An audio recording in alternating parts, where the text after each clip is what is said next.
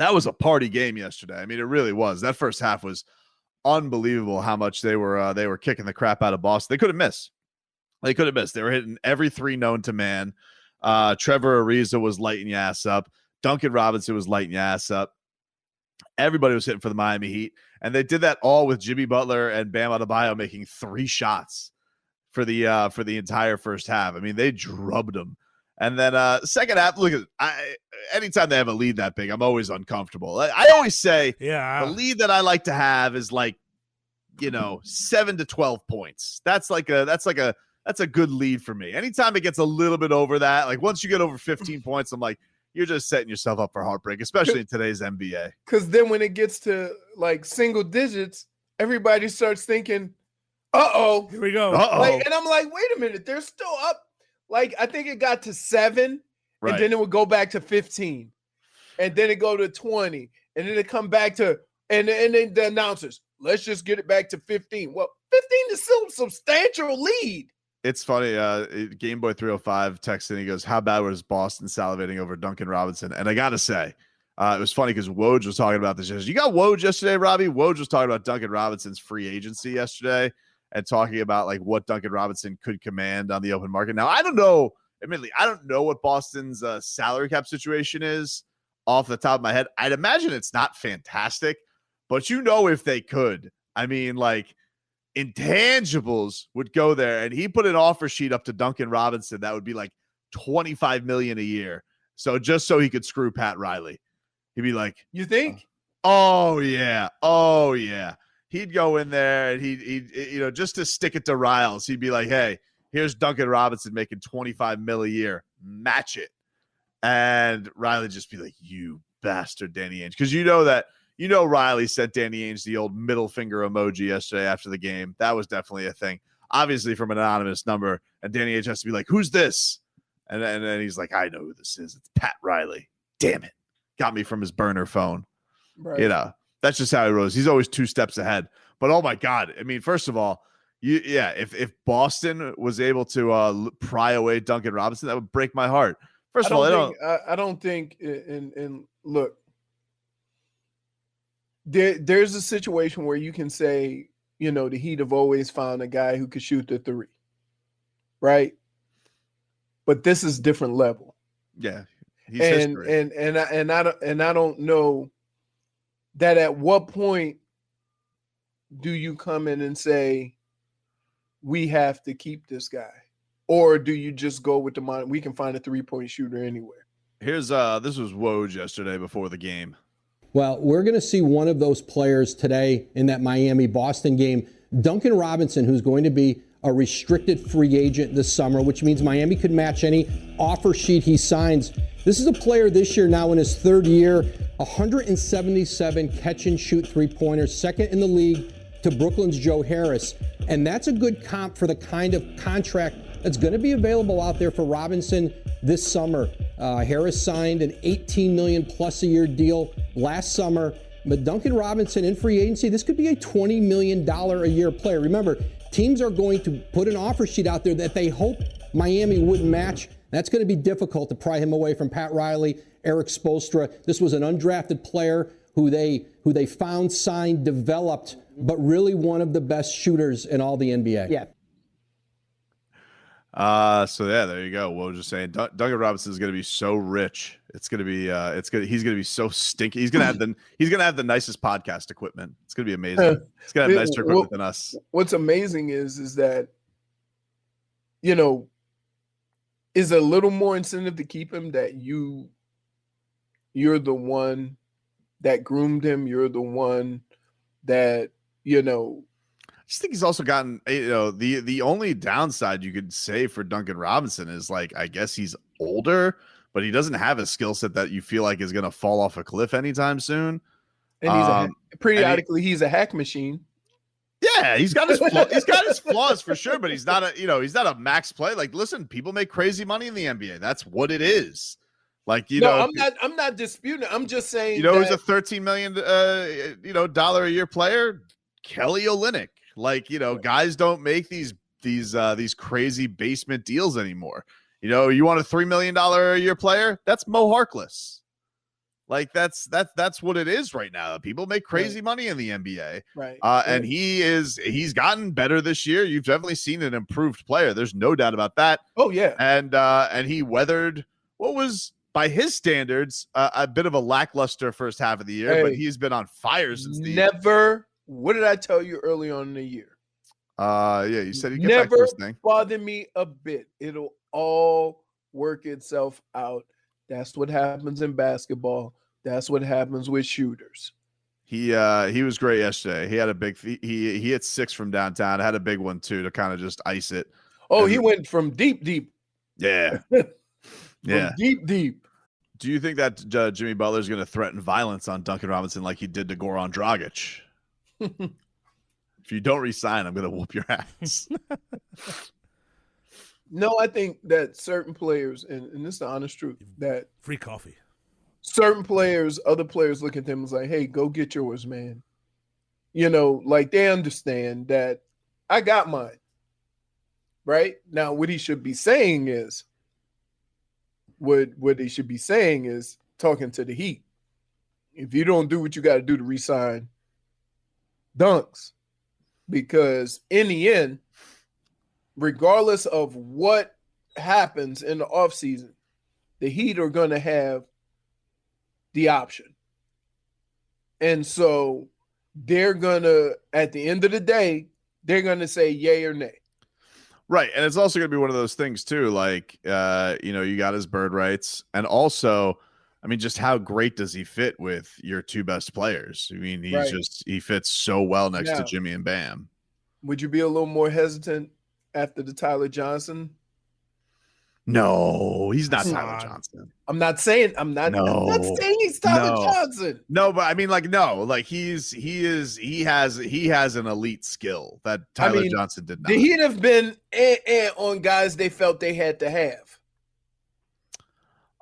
That's true. I don't disagree with what you're saying, but I think that none of those guys. I guess you could say Hassan was an elite rebounder, but like. Well, I guess here's the difference of it. Here's the difference. When Hassan, you felt like you had to re-sign, Hassan was getting kind of aged out of the game with him not being accepting of based on the team that gave him the money. Yeah, I get you. But like his skill set was going away. Duncan Robinson's feels like it's only getting more valuable.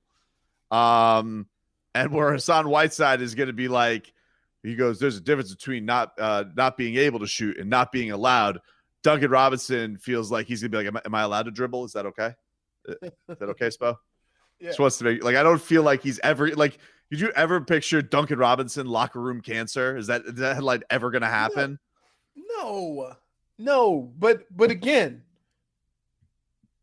they matched Tyler Johnson and everybody was all excited because they matched him. Only to end up with the team that they matched them for. Mm-hmm. Well, matched them with. I always wonder, like, just from the Heat perspective, not knowing what they think, what players do they deem have to have versus players they think they can just go get another one? Because before this year, okay, if you had a choice between who you were going to keep between Duncan Robinson and Tyler Hero, you wanted to keep Tyler Hero and get rid of Dunks. I mean, yeah, it's not really you mean at the trade deadline. I got you. And now, like, it almost seems like Dunks is one of one, and Tyler, you can have some other guys to pick up the slack. I think the other thing too is like it's so sensitive from how it was 3 weeks ago or 4 weeks ago. Like if Duncan does go out and he stinks up the joint in the playoffs, like people will be rats off a ship so fast. No. Oh yes, they will. You can't, like, it's shooting though. That's what I don't get. That's what I don't get. It's shooting. If he goes Brick City against the Bucks, rats off a ship. Really? That quick? Rats off a ship. And you saying that's what you would be? No, I love Duncan. That's my guy. That's my guy. Game 6. I don't think like when you take and you say this guy has made 500 threes quicker than any of the guys you deem to be the best 3-point shooter, you can't then determine you can get another one of him. That's not accurate. He is a unique player, and therefore you should do what you have to do to keep him. But I don't know if the Heat think like that because of how they develop talent and how like do they he think ended up right. Yeah, do they think Max Strus can be him? I don't know. I don't think so. Even though I love Max Strus, I think he showed a ton this year. He's coming that's where Dunks was 2 years ago. Definitely. Texter writes in, so Tobin, Knicks at Lakers tomorrow. Lakers are the 7th seed. Heat 1 game back of the Knicks. Who are we rooting for? Very good question. Because I mean the Lakers in the play-in game is straight chaos. It is straight chaos. Although I do want to see the potential of Heat versus Knicks. I'm gonna always just say I'm gonna go with the Lakers just because I can't find myself ever in any situation rooting for the New York Knicks unless maybe it was like you were left in the hands of the Knicks saving the Heat from elimination. So I'm gonna go with the Lakers. But either way, you know what we call that? It really, Texter? That's a house money game. Yeah, that's a house money game. Now the Knicks showed they got themselves a win yesterday against the Clippers, so they showed guts because the Knicks have a tough schedule to end this year. They really do. So I mean, they're still showing themselves to hold on for dear life because it definitely could be in a situation where it could have crumbled. Everybody could have said, here's kind of the exposure of the Knicks here at the end of this year. But now they got themselves a good win yesterday. Julius Randle continues his excellent season for them. So, and the Lakers, they're a game back of Portland, so they can afford a win. If you're petty and you want the Lakers to be in the play-in round, the Lakers can win one game. They're still behind Portland. So good. I saw that Steph Curry. Did you see his reaction to a Lakers play-in? Like he would. How much do you think he would revel in the fact of bouncing LeBron James? Well, now to be clear, if the 7-8 play-in matchup, the Lakers and Warriors, he wouldn't eliminate LeBron James. Right. No, but he would put him down. He would put him in elimination. Yeah. He put him in elimination. 7 and 8. 7 or 8 has to lose 2 games to be out. Correct. But like hypothetically, I think Dallas also in that scenario too. Like, actually, no. Maybe I don't know. I don't know, but we haven't mentioned this today. Did you see what Luka did yesterday? Kicked in the junk. Where he slapped him in the junk. It was terrible. Like this, I gotta tell you something, man. He's like a whiny child. He is a child. He is a child. Did he get a technical? He got ejected. He got a flagrant 2 for slapping him in the nuts. He's still 1 technical away from being suspended. Right, that's what I'm saying. So if you get kicked out, isn't that? I guess that was a straight ejection. There was no technicals. I think it's a flagrant. I don't think it is. I think he just got a foul for junk slapping him. Will the league suspend him? I don't know. He might. The ejection carries a 1-game suspension? I don't know if it carries a 1-game suspension, but they can review it and they can suspend him for a junk shot. Now he's swearing up and down it wasn't intentional, but Luka's got a bit of a temper and he's got I don't know. I don't know if you look at if I were Adam Silver, or whoever the guy is who's in charge of punishments, be like, hey, you got a Boogie Cousins type of a technical foul resume here. Plus now you're nut shotting people. I gotta say, Luka, you're gonna have to sit one out. I gotta tell you, and people are starting to chime in. You know who's getting in the form? Playoff P. The playoffs are close.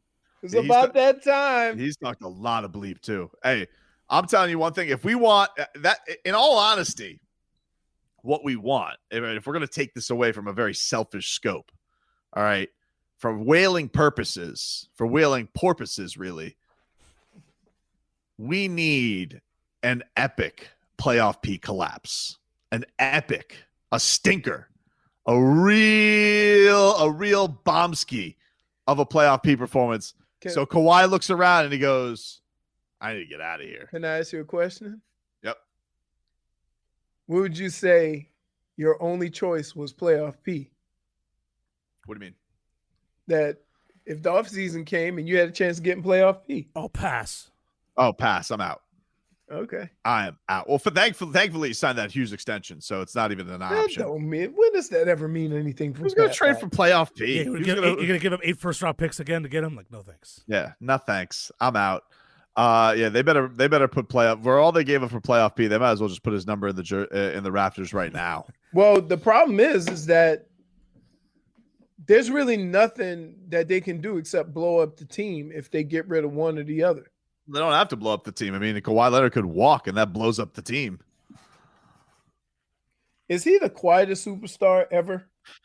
He's got to be up there, man. He's got to be up there. But I'm telling you, that's what we need. We need an epic playoff P performance, an epic stinker. And Kawhi Leonard looks around. Now, maybe Kawhi Leonard goes to management, and he's like, "Oh, I don't want to leave LA. You need to do whatever you can." But, I mean, if he playoff Pete again, like how many people are going to be – like what are you going to get for him? He did that, though.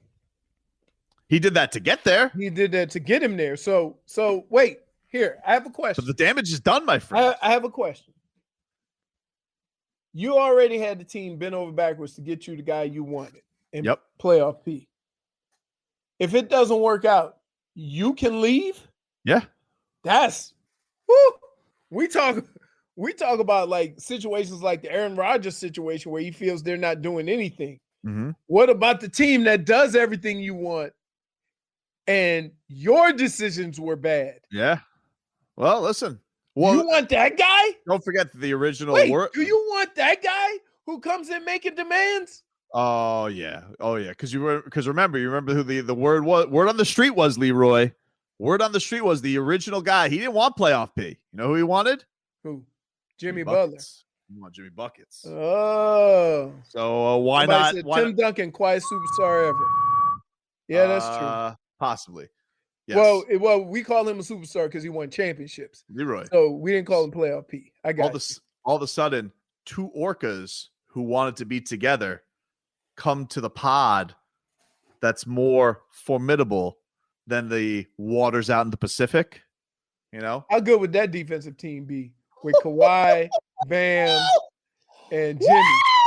Woo! The Miami Clamps. Oh, my God. I mean, they say, hey, you guys played good defense today. Kawhi, what do you think? Oh, man. He's gonna love Bam's jokes so much. And then Duncan Robinson's just gonna be sitting here just taking threes from everybody. Whoop, bang. Bang. Oh, it's going to be beautiful. So, yeah. You already got it planned out?